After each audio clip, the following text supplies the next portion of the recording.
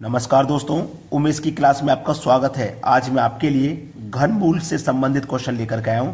अगर आपको घनमूल यानी कि क्यूब रूट निकालना नहीं आता है, बड़ी बड़ी संख्याएं दी जाती हैं और आपसे बोल दिया जाए कि क्यूब रूट निकालो, और जब हम एग्जाम की तैयारी करते हैं ना, तो ये बहुत जरूरी होता है हमको सीखना। तो आज मैं आपको ऐसा ट्रिक बताऊंगा कि आप जिंदगी भर के लिए सीख जाओगे। कोई दूसरा वीडियो कभी देखना नहीं पड़ेगा कि भाई क्यूब रूट कैसे फाइंड करते हैं। सबसे सरल तरीका है, आपको 1 से लेके 9 तक के क्यूब आने चाहिए। अगर आपको 1 से लेके 9 तक के क्यूब याद हैं तो आप फिर कितनी भी बड़ी संख्या हो उसका क्यूब आसानी से पता लगा सकते हो। ठीक है।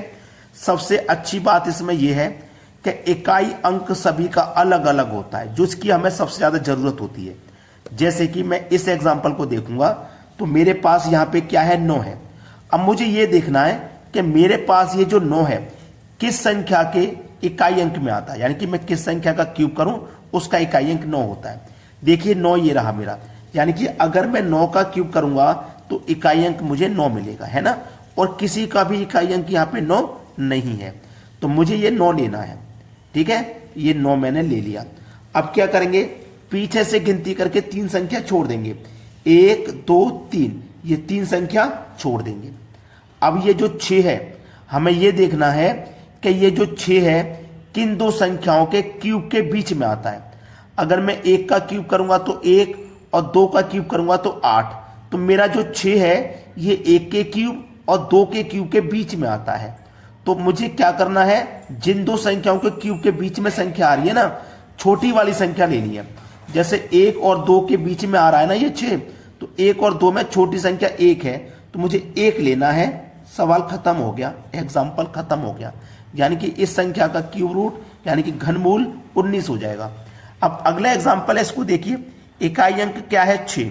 अब मुझे यह देखना है कि ये जो 6 है किस संख्या के क्यूब के आता है। ठीक है, किस संख्या के क्यूब में आता है।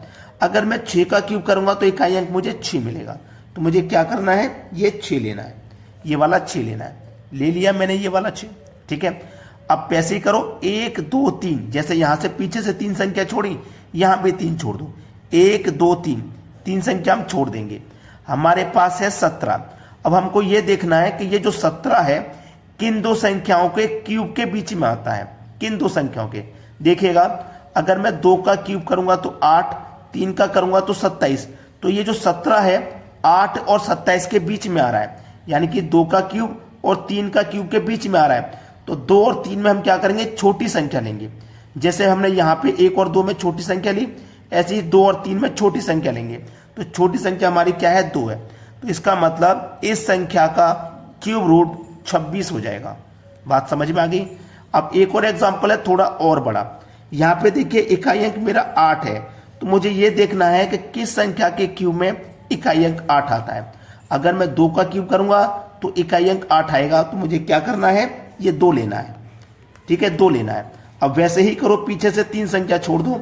1 2 3, 3 संख्या छोड़ देंगे, 74 है। अब हमें यह देखना है कि ये जो 74 है ये किन दो संख्याओं के क्यूब के बीच में आता है।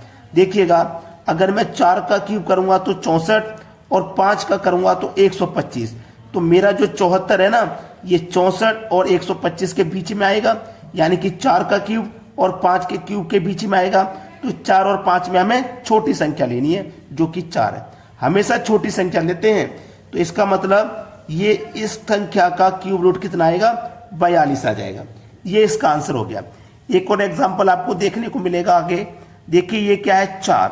हमें देखना है 4 किस संख्या के क्यूब के अंत में आता है, इकाई अंक में आता है। अगर आप 4 का क्यूब करोगे तो इकाई अंक 4 मिलेगा।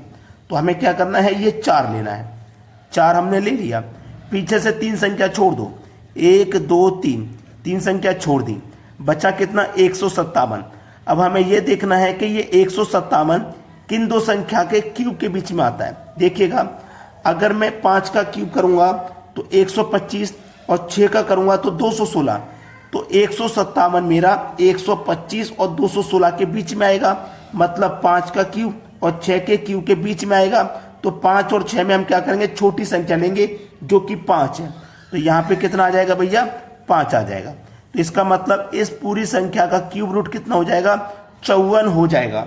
अब मुझे आपसे बस एक रिक्वेस्ट है कि वीडियो पसंद आया है तो लाइक कर देना और अपने दोस्तों में शेयर कर देना, ताकि ऐसी ट्रिक सभी बच्चों के पहुंचे और सभी बच्चों की तैयारी बहुत अच्छे से हो पाए। और हमारी इस वीडियो के लिए एक प्यारा सा कमेंट कर दीजिएगा। ठीक है दोस्तों, आज के वीडियो में इतना ही। वीडियो देखने के लिए आपका बहुत बहुत धन्यवाद।